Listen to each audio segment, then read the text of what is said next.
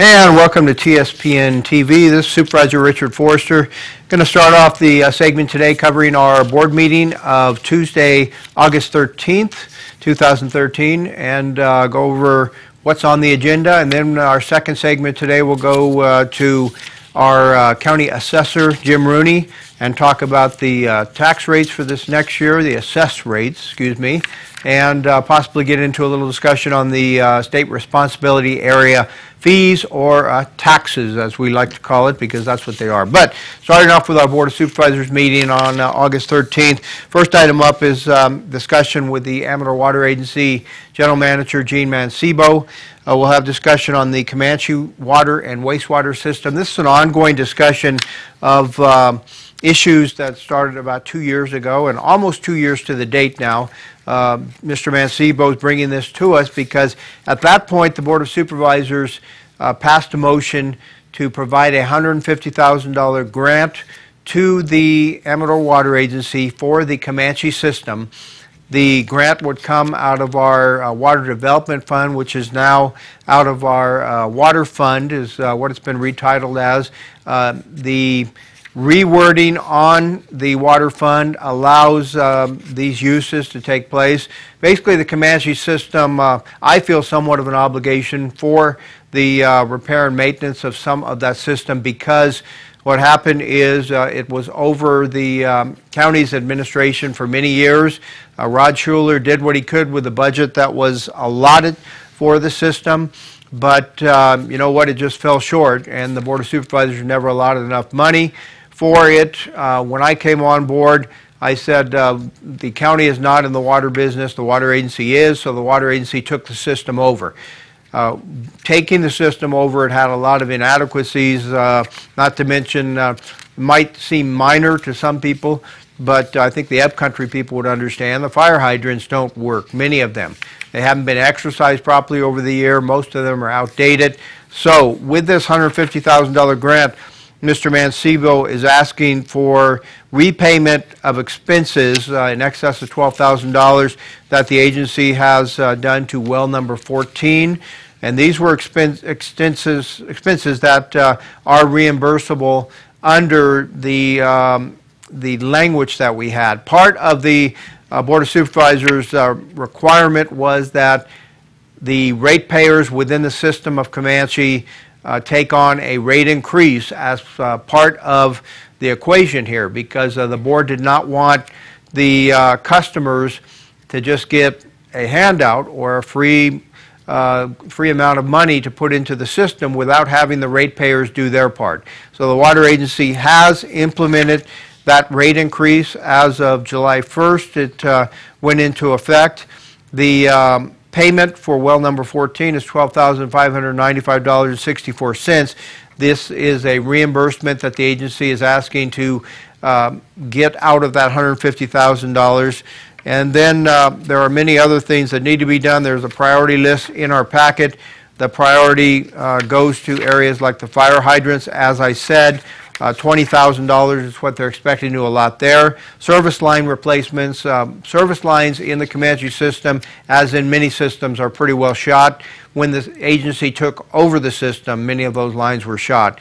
And I think they took over the system right around 2000, and many of those lines were shot at that time. So they're allotting $75,000 for that expense. Also, they're looking at a used emergency trailer mounted generator for pump stations 6, 8, 10, 9, and 14. Whether the board will allow that as an allowable use, we'll find out. But I think some board members are focusing more on what was there when you took the system over, what needs to be fixed now because of that. You know, you can argue that they need a generator that is portable to take care of some of those wells that basically were not in very good shape when the agency took the system over.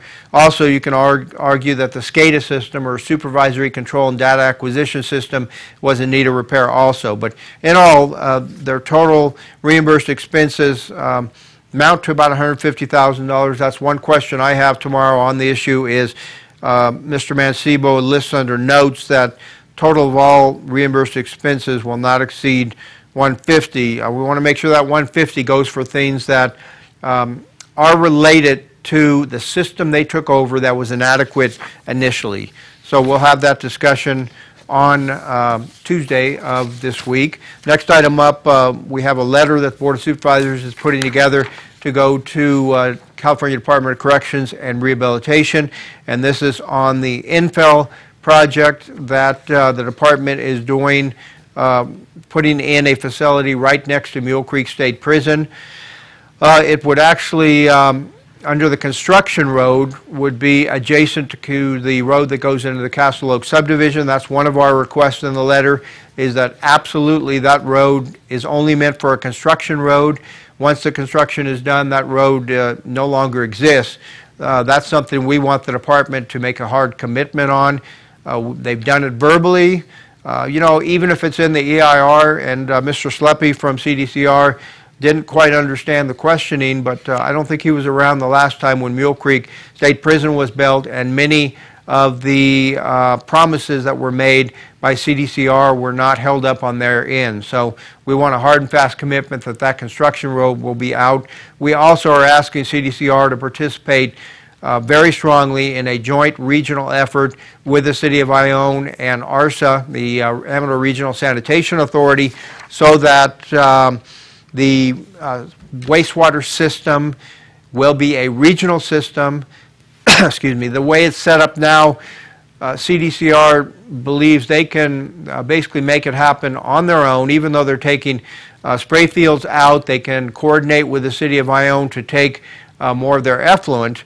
While that's fine and dandy, they need to do their part on a regional effort and come in and step up to the plate and help out our county to work out this issue. If they want to be a partner in the community, that's one way to do it. Start with the effluent situation in Ione and with ARSA, and help us work out a solution that is regional, not just we're going to take care of ourselves, and you know what, if we need to participate down the road, then we'll do that. That's not good enough.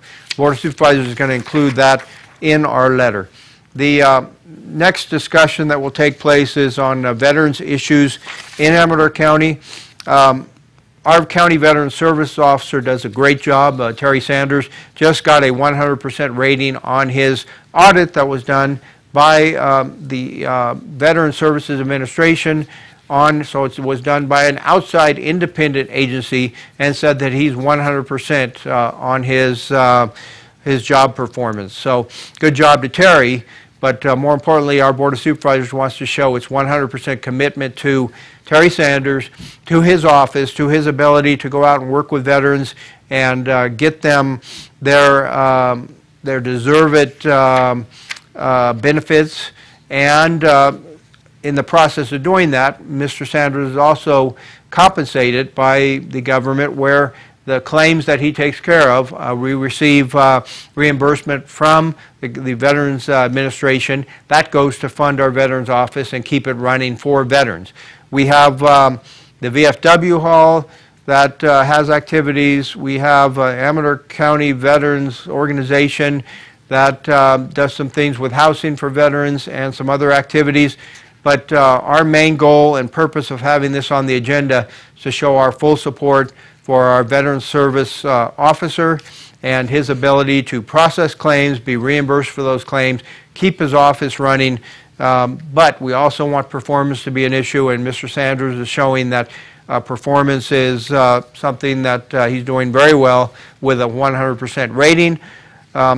You know, not everybody is going to be satisfied with any situation when you go into an office sometimes, but at this point, Mr. Sanders, who's a 30-year veteran himself, having served around the world, has come to Amador County, being a former native of Calaveras County, and Terry's doing a wonderful job in our office. We just want to show that our board has 100% confidence and support his level in that office to do that level of work that he does to that 100% rating. The rest of the day will pretty much be taken up by public hearings. I don't expect them to go very long. First one is just a issue with Buckhorn property, which is a certificate of merger In this situation, they're looking at public utility easement and just merging the property together. So as long as the utility does not have any issue with that merger taking place, the board usually approves those without any question or fanfare. Several other issues coming up that have a little more discussion, I think. One is a variance from our county code section that requires a 25-foot setback. This is out in the Comanche area on Flint Road, I believe it is, and Flint Trail, excuse me, out off of Kern Road in Lake Comanche. The people want to put up a structure, more like a carport type structure, to cover their 2 boats that they use. And this is closer than 50 feet to the center line of the road, which you're required to keep that unless you get a variance, which they are applying for in this case. It has run through the Planning Commission, and Planning Commission did approve it. So I don't expect there to be a lot of discussion at the board level. Incidentally, when these things go to the Planning Commission, they always run through other committees too, the Technical Advisory Committee. So you have them vetted out already by our Environmental Health Department, our Public Works Department, and our Land Use Agency to look at any potential issues that could cause some problems in the future. Next issue is up in the Fiddletown area off Omstred Road, and this involves a Stephen Geyser and a change from R1A to A district. The purpose of this basically is so that you have a winery in place up there. They have at least a property where they have grapes being grown on the property. They would like to put a tasting room on the property. So in order for them to do that, they need to change the zoning from R1A to A. They, at this time, as I said, they have residential and ag uses, including vineyard development and operation, wine production and processing. And they do have the right for a new use if they change the zoning. So what they want to do with the new zoning is put on-site retail, wine sales, and tasting. This has been also vetted out by the Planning Commission, but in this case they needed to do some environmental work. They have a mitigated negative declaration in place to address many of the concerns. Tell you the truth, I think in some of the environmental issues, they kind of went over the top where they did not need to. They indicated some of the impacts, such as archaeological, were less than significant impact with mitigation incorporated, although there were no issues. For instance, finding any human remains from old burial sites, there's no indication they're going to do that, and the guidelines are clear if they do find it. I'm not sure that needs to be pointed out in a mitigated negative declaration, but their engineer felt that it did. So in this case, they also, as Ray Lindstrom, Planning Commissioner, indicated on every one of these cases, he wants to know, have the neighbors been notified? Do the neighbors have an issue with this? And in none of these cases did they have that. So we'll look at this. I don't expect it to be a big issue. It's less than 10 acres, 9.59 acres that they are talking about with the zone change. So with that, the board will have that consideration on Tuesday. And the last item up, possibly a little more discussion, will be Mike Israel from our Environmental Health Department, but this is an ordinance change on our ordinance regarding well drilling permits and standards. The good thing here is Mike Israel has had meetings, and not just one, but several meetings with our well drillers because they're the experts in this area. But the ordinance as it existed really had no limitations on if you could build a house once you drill a well. Well, the well production really dictates whether you can build a house without having any problems. And it's not just the problems for the person building the house, it's the problem for that person that gets tired of living with a half a gallon per minute coming out of their well, which is basically not sustainable without some other very major things that have to happen, like putting in tanks and other things that property owners have to do to be able to live with a half a gallon a minute. Just almost to the point of not being sustainable. So Mike Israel met with our land use committee. We have reviewed this twice now. He's met with the well drillers several times. but the big change comes in the amount of water where you would require a tank.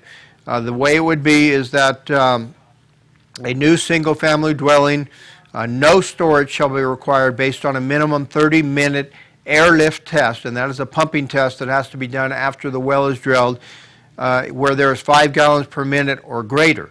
Now, if the yield is from half gallon a minute to 5 gallons, you would be required to have a minimum of 2,000 gallons storage, and that is, again, if this is adopted by the board as it's written. The last case scenario, if the yield is less than half a gallon per minute, the well shall not be considered adequate to support a single-family dwelling unless a proposal by a licensed well driller, contractor, licensed pump contractor, or registered professional engineer has been submitted. And as I said, those can include putting tanks in, can include other features that the well drillers are really more familiar with, the sustainability aspect of how a person is going to live in an environment with half a gallon per minute.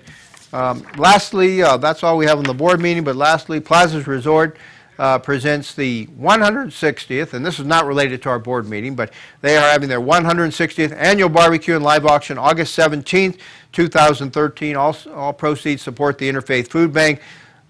This is a craft fair all day, live auction from 11 to 12 noon, where they hold a barbecue. They have a horseshoe tournament.